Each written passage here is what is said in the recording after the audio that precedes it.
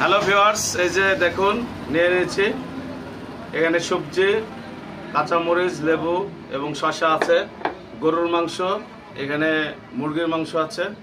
তো আমি প্রথমে সবজি দিয়ে একবার ট্রাই করব, দেখি কেমন হয়েছে সবজি। বিসমিল্লাহ। দারুণ, অসাধারণ, কিন্তু একটু লবণ বেশি আছে। এবার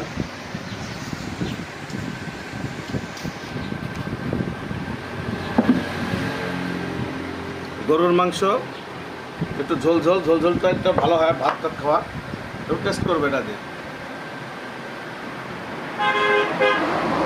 গ্রেভি, প্রথম গ্রেভি দিয়ে মনে তো হচ্ছে গ্রেভি দিয়েই সব খাওয়া যাবে রে ভাই। আরেকবার ট্রাই করব মাংস দিয়ে। এই সেই মাংস, গরুর মাংস, যেটার অতুলনীয় স্বাদ।